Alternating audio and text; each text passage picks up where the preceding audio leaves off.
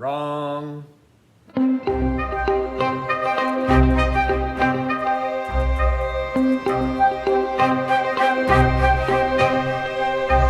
right, so you have an egg shape for the basic shape of the head. It's a larger sphere with a smaller sphere on top, and then you kind of connect the sides almost like chin straps there. You draw a line down the center for the line of symmetry, and you're basically going to quarter this. So if you took a box and you quartered that, you're going to do the same thing here. And when you quarter, is this about equal? No, this should be a little higher. When you divide this in half, you end up seeing that the bottom space, it appears to be smaller just because of the like bringing in of the jaw, the sides there. You cut this space in half, and you cut this space in half. So you end up with three lines there. This is the worst I've ever done this demo. I'm so frustrated with myself. It's like I can't even speak right now. It's probably just because the camera's on and I'm getting nervous. I'm not even nervous. I'm just overthinking everything coming out of my mouth. And now I'm editorializing. So the center line here, this is where the eyes take place. And the nose rests on the next line down, and then the mouth rests on the third line down. The ears take place in between the nose and the eyebrows, and the eyebrows are almost like umbrellas up above the eyes, so they kind of radiate out from the eyes. So your eyes are actually halfway down your head. Now that may be a surprise to some people because when you're looking at the facial features, that's what's in focus. Like only 2% of what you see at any given time is in focus. Everything else blurs in your peripheral vision. So if you were to look at somebody, well, we're not allowed to see faces anymore. If you just stare at this face on the drawing, in your peripheral vision, the forehead shrinks, right? So just stare at the nose, and all of the facial features feel really large. This seems small. Then when you shift your gaze to the forehead, that now seems enormous, and all of the facial features shrink in your peripheral vision. So that's why it always seems like the forehead is smaller. The eyebrows take up space. Hair might take up space. If you're wearing a hat, that takes up space. It all divides that space up, and you're generally not staring at someone's forehead when you're speaking to them anyway. All right, so let's see how these features are made, beginning with the eyes. So an eye is a sphere. It's a ball. You have to remember that it's not like an almond shape. The temptation sometimes when people are drawing an eye is to end up with I'll draw this in red. End up with something like this. Now sure, that sort of gives the impression of an eye, but your eye isn't an almond with a dot in the middle. It's a sphere with, this eye is going to be drawn from straight on, with an iris and a pupil. And if the sun is shining up here, there's a highlight there. So if we end up darkening the pupil, you're almost going to think of the iris as a sun itself, so like radiating out. The rods and cones radiate out from the center, and there are many of them. And then you end up well, I'll get into lighting after. So that's the eyeball, right? Now the eyelids, the lower eyelid wraps around the eye. It hugs the eyeball, whereas the upper eyelid stretches across. You know what I just realized? Usually I have everybody follow along and sketch this in their sketchbook so they're experiencing it. If you want to get your sketchbooks out, you can follow along, which means I'll have to start this eye over, but that's okay. I'll do it from a different vantage point.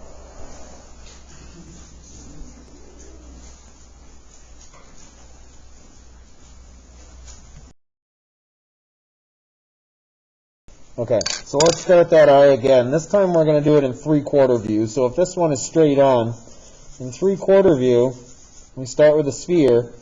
You're going to have an ellipse. If this eye is looking off to the side, you have an ellipse moving off to the right.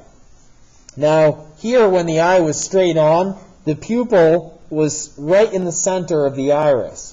But if this is the pupil here on the side, I'll just wait until you're caught up. If this is the pupil, this is a complete profile here, side view. Your rods and cones are actually diagonal out from there. It's almost like a spotlight. So over that, you would see the cornea. So that means your pupil is set back within the iris. So the pupil would actually be back here. It almost looks like the Death Star from Star Wars. The pupil wouldn't be drawn at the exact center of the iris. It's set back, so it's closer to one edge. Now your rods and cones will still radiate away from the middle.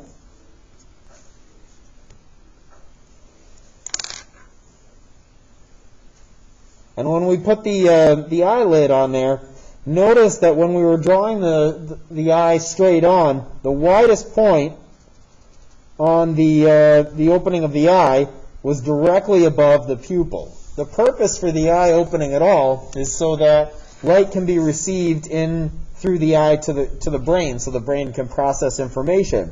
So the widest opening of the eyelids is always going to be above above and below the pupil. So that means when we have the lower eyelid hug the eyeball, the arc changes. It's open more down below the iris and the pupil. You see how that works? It's shifted off center because the eye is looking to the side. Now the same thing happens for the upper eyelid as that stretches across.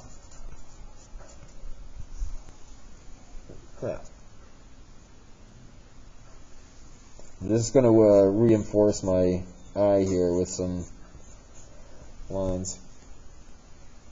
And typically the eyelid will overlap the iris too, unless someone is really surprised or if they're Aubrey Plaza and they have a lot of whites in their eyes anyway. Like the eyelids would be overlapping the iris. So here, see this excess, these lines here that go across, you can almost see where the Egyptian hieroglyphics for an eye. You've all seen that before. That really comes from the understanding of how the eyelids work, that the upper eyelid is stretched across. So if this is the nose here, let's say that's your nose, that means this is the right eye.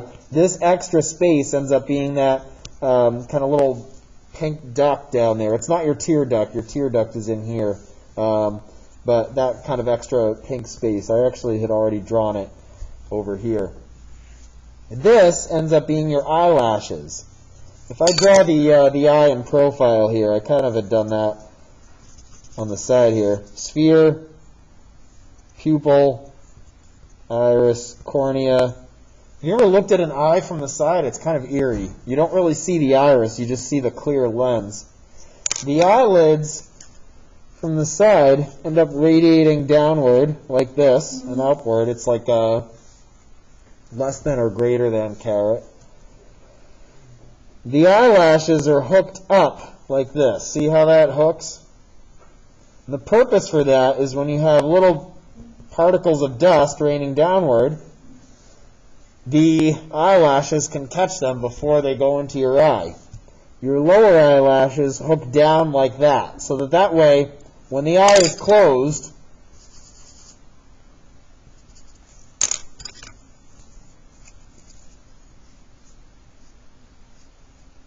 you end up with a scissoring effect of the two. Usually I start using my hands and other props to exemplify this for you.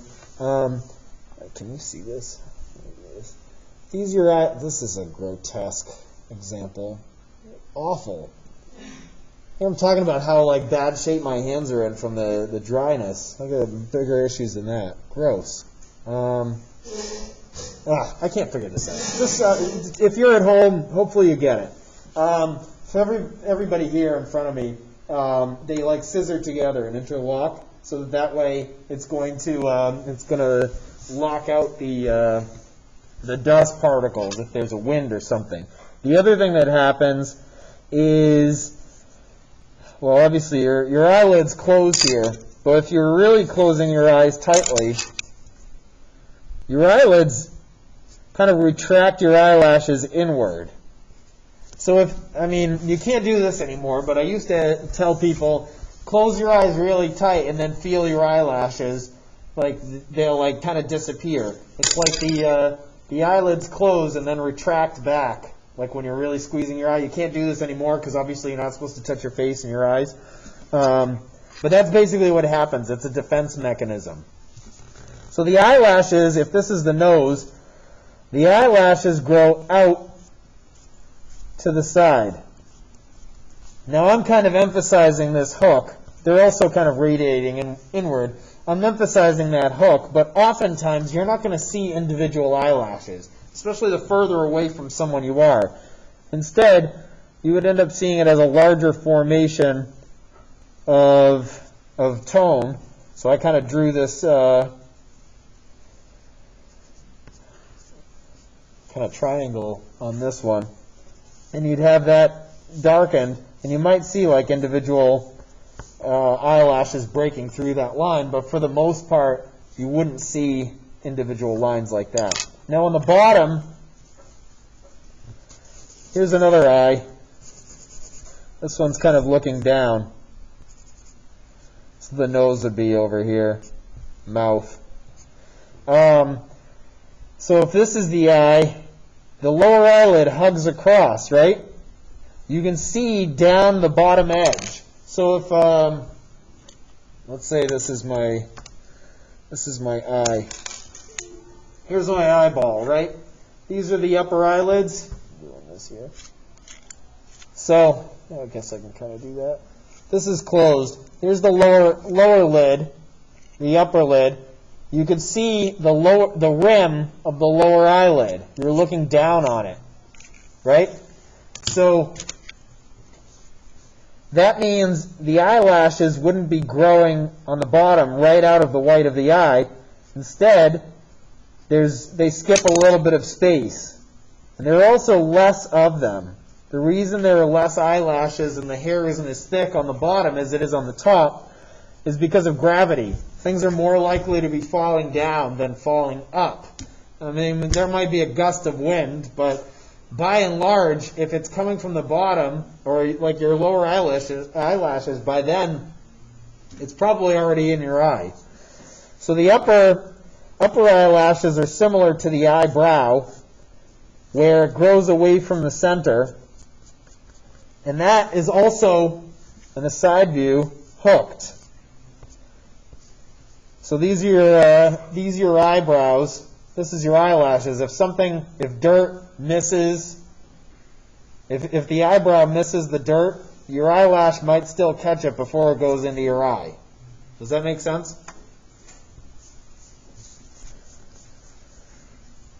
The eyebrows also, they're more concentrated directly in the center of the eyebrow over the pupil, because again, the purpose is to catch as much debris and dirt as possible, so the highest concentration of hair is directly over the eye. And as it goes off towards the sides, whether the temple or the inside of the nose, that ends up feathering out. It gets lighter. Does that make sense? So when you're drawing an eyebrow, you want to view it as an outer shape that then you can add these lines to. But you also think in terms of here, where it's on an angle, it's almost triangulated, so the underside, because it's tilted, it would be probably darker down in towards the bottom. So that's kind of how an eyebrow would work. Any questions on the Oh wait, I didn't finish. Here's the sun again, right? Shining down. Well, any questions before I do this? Does this make sense to everybody so far? So here's the light coming down. This is the profile view of the eye. Pupil is recessed.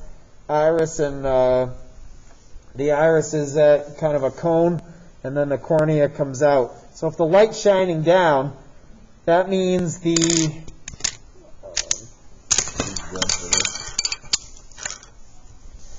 light is striking the top of the cornea and the underside of the iris. So this is catching light. This is catching light. Light, light. That means shadow, shadow, shadow. So the top of the iris is in shadow.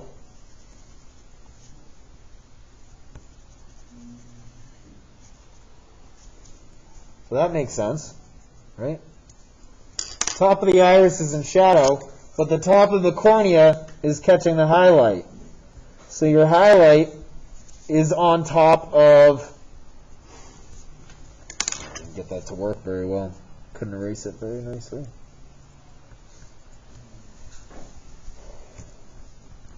The highlight is on top of the shadow on the iris, because both the cornea is catching the light on the top, and the iris on the bottom is catching the light because of this bevel. Does that make sense? Questions on the eye? Okay. The nose. What time do we go until? 34? Okay. Nose. Think of a circle, a square, and a triangle. If you can draw these, you can draw anything, right? So this is the more difficult facial feature to draw. People struggle with this a lot. But if you think of these three shapes, you're on your way to drawing a nose. Have another box on the side. So you have two squares and an upside down triangle and a circle. That's basically the underdrawing of a nose. When you put them together, see how that starts to look like a nose? I came up with this, by the way. Pretty proud. Had to teach this to some 8-year-olds because I don't know how to water down my expectations. What's that? Yeah, I think if it makes sense to an 8-year-old, it can make sense to anybody. So, yeah, I don't teach that young anymore because, but it works here. Yeah, I used to teach at the art museum in Fitchburg, but yeah. All right. So to smooth this out, you're gonna think of like a bird. You know, when you were a kid and you would draw the little bird like a check mark, basically. You have that bird, but it's also like the letter U. It's gonna look like some math, I guess. Bird, letter U. You merge those two together, and that's how you kind of round out the bottom of the nose. You notice it didn't go all the way to the edge. I got these parentheses here. You'd use parentheses on the side. You notice they're larger than the box there, and they don't connect to that inner bird or inner U. Your nose isn't like a form that has two construction paper black dots on them. The nostrils are negative space. Positive space is something tangible. These pencils are positive space. The space around the pencils, this is all negative space. So this is the cartilage. This negative space is the nostril. So you want to think of it in terms of what is this made out of? Why does this exist? So the nose has negative space as part of it. That negative space needs to integrate with the surrounding skin. So by leaving this open, now the paper, you can even see it's not cut off. It's integrated within that form. Does that make sense? This is usually how people would draw a nose, anyway. Something like that. And when we have more time, usually I do like a wrong drawing. That's what the nose typically would look like in the wrong drawing. These are just those, you might have had taken a hole punch and then punched out a couple of black circles. This you could peel off the paper like a Post-it. There's no integration, but here this is stapled in. The bridge of the nose in this wrong version connects to the nostrils. But in reality, the bridge of the nose should connect to the front cartilage. So think of a question mark there, upside down question mark. You're basically going to duplicate the curve that you see in the front cartilage. I'm sorry, the front, that sphere, and you're going to lift that up. It's basically going to lead us right into the eyebrows. If you have another parenthesis on the side there, that's it. So this is the formula. Bird times the letter U plus question mark and parenthesis equals nose. Plus triangle, square, and circle. In 3/4 view, so we can do the same thing. This is front view, this is front view, this is 3/4, this is 3/4. So we're looking at it from the side, not profile though. We have our sphere, a rectangle, triangle, rectangle again. The positioning changes slightly. So in this case, we want integration, so we end up with something that looks like this.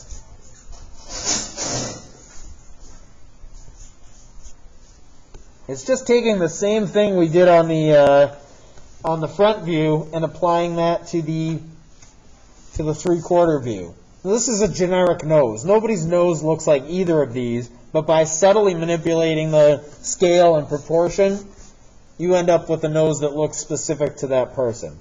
Does that make sense? So if you've ever seen like Greek or Roman helmets, oh, that looks like a mustache.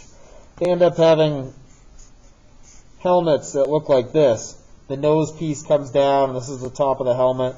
And you can see how, just like the Egyptian hieroglyphic of the eye, or that makeup, the women, at least in Hollywood, like Cleopatra, Elizabeth Taylor, they end up having that eyeliner extend off to the side. The roots of that are in the architecture of the eye.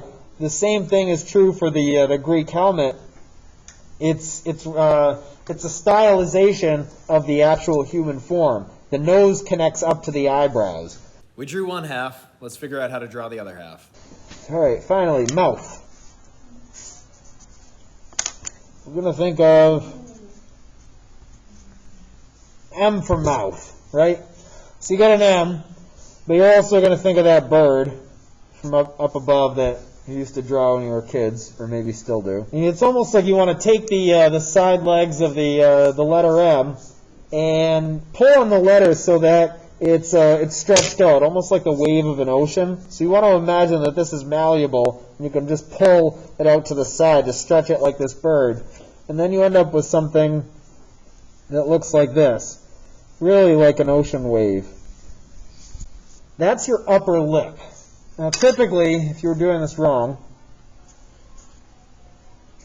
you may end up having something that looks like this for a mouth. That's Mr. Potato Head. That's not how anybody's lips are actually formed. The other thing, I've done this in red just to show that it's wrong, but your lips aren't red. They have a lot of similarity with, I know we're doing black and white here, but they have a lot of similarity with the surrounding skin. In fact, the lower lip would be fully integrated into the surrounding skin. So instead of viewing the lips in terms of isolation, there is a reason we're going to draw the upper lip as a contained shape, which I'll get to in a moment. But the lower lip would actually be just like the lower eyelid, and it hugs the teeth. The upper eyelid stretched, the upper lip stretches, the lower eyelid hugs, the lower lip hugs. So if we think of what's going on inside the mouth, the letter U. See, these are things anybody can draw, right? And again, we apply our sun to it, like the radiating rays. This is an aerial view of your teeth, basically. So we got our centers of our teeth here. It comes down closer in the front because that's they come to a point. So this is your lower jaw. Now the upper lip, as I mentioned, or I'm sorry, the lower lip hugs the lower lip, the lower teeth, and the upper lip stretches across. This is an exaggeration, but we'll see why I did that in a minute. So that's something to keep in mind. The next one we're going to draw here, well, am I getting ahead of myself? Yeah. I'm going to finish this up first. Here's a side view. Upper lip, lower lip.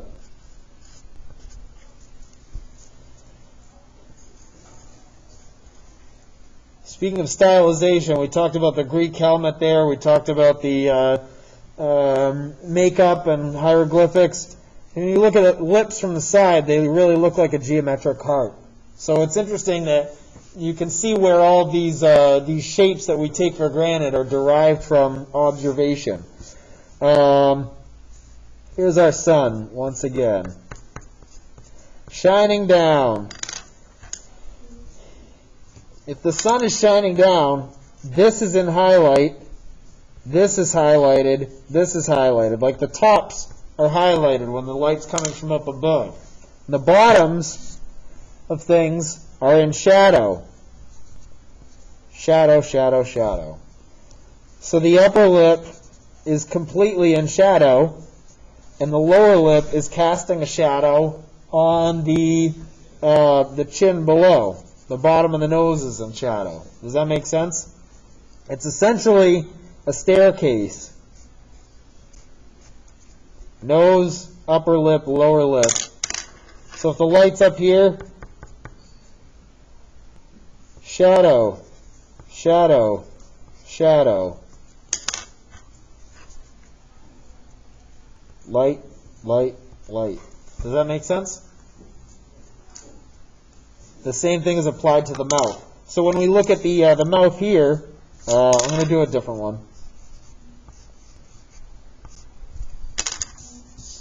When we look at the mouth here, the upper lip is in shadow because the light is coming from up above. And the lower lip is casting a shadow on the chin below. It almost looks like a little goatee. So if you look at this, the lower lip is really negative space. If you've ever seen an older Batman comic or Superman comic, you always see that their upper lips are blackened in and then they've got like this little shape. That's why. It's a stylization of observation. Now, I don't know how many of you have teeth in your photo that you're going to be working from.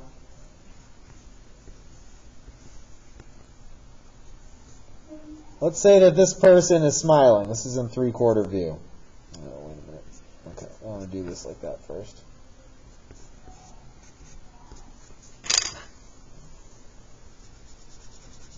So our upper lip is stretched, and it's darker up here, and our lower lip is casting a shadow. And there are the teeth. These teeth are completely oh, you can't even see them. These teeth are completely wrong.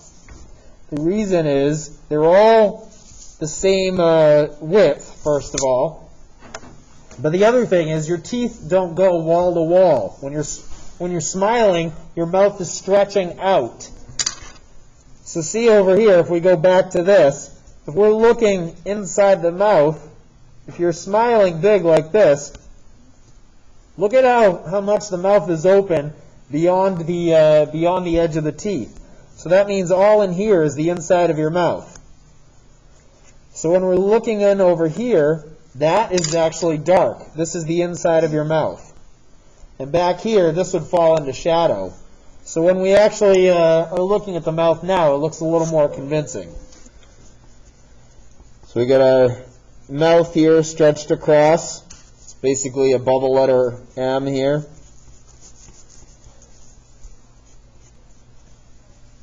our lower lip.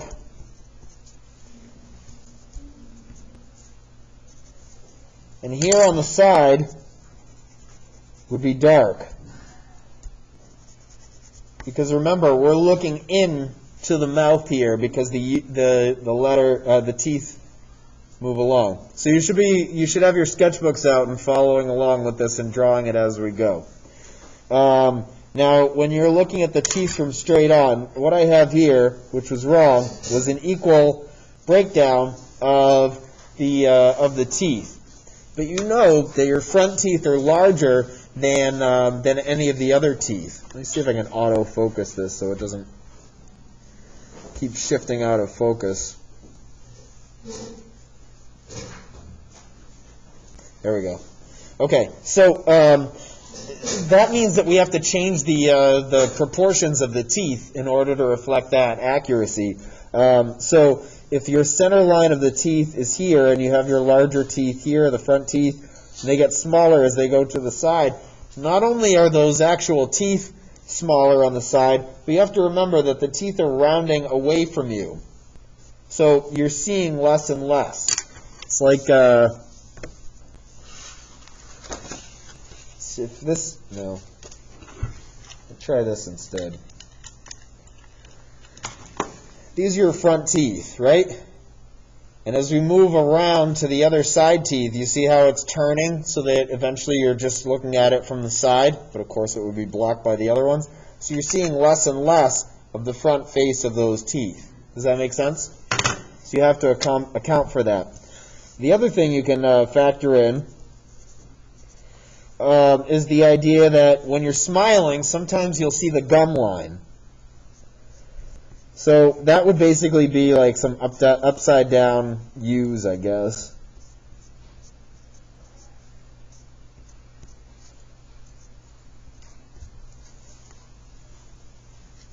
So on that initial guideline, breakdown of the dimensions of the teeth, you could do these little arcs up at the top, depending on how your gum line is formed. I mean, again, this is a generic mouth, generic nose, generic eyes. Nobody actually looks like this, but with this kind of prescription, you can apply this to any face. These teeth are pretty long, too. Some smiles, the teeth will be overlapped or make contact with the lower lip, but not all. Some people, when they smile, you'll end up seeing their bottom teeth, or their mouth might even be open. So you might end up also seeing the contour on the bottom. So in this case, it's almost like waves of the ocean. And of course, it would be specific to the actual person's teeth. So we could do that here as well.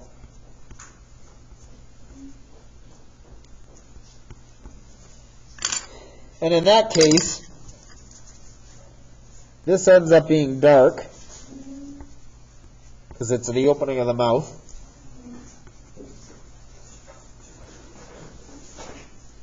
And you have a couple options here. Some people might choose that they want to end up having the emphasis of each tooth, but if you ask me, that might end up making it look as though the person has a lot of gaps in their teeth. So what I would opt to do is to address the bottom edge of the teeth and the gum line, but not end up emphasizing the division between the teeth. Almost as if you want to think of the teeth as a mouth guard, or it's one continuous form. The exception to that deals with overlap, which I'll get to in a minute. So I'm just going to kind of, almost as if the gums end up being like these little birds from yesterday, like the childlike birds. You just can kind of emphasize those. In some cases, that's all you'll see is that little bird like that. But in other cases, it ends up looking like these upside down U's. So now that looks much less harsh. When this rounds out to the side, though, you might end up seeing some lines, some overlap.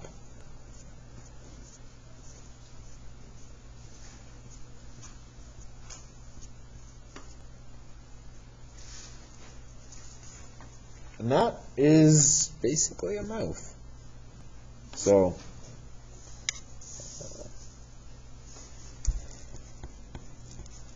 just to finish off here, of course your jaw would be visible. You'd have a little bit of a changing of a corner there and a corner on the chin. I mean, it's going to vary for everybody, not only in terms of width, but also severity of any corners. I mentioned the ears take place between the bottom of the nose and the top of the eyebrows.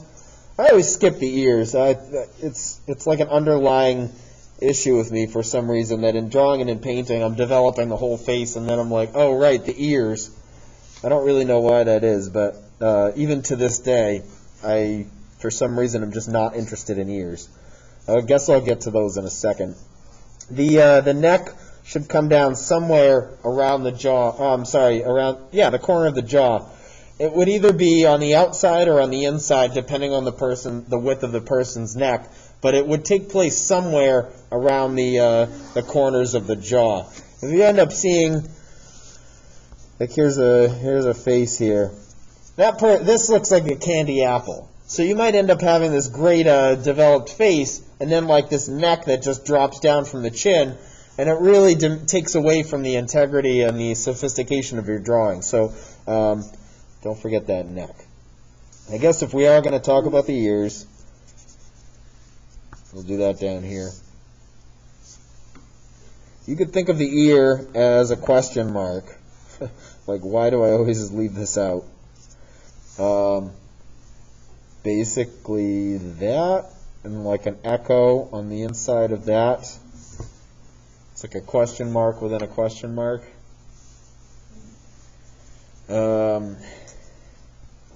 I guess a box and a triangle. So we got a triangle here. Maybe not a box. Think of it as a stapler, I guess. A staple, I guess. There's your ear. I don't know. Thanks so much for watching. If you have any questions, please feel free to ask me in person, or you can email me, and you can always refer back to this video as necessary. All right, see you tomorrow.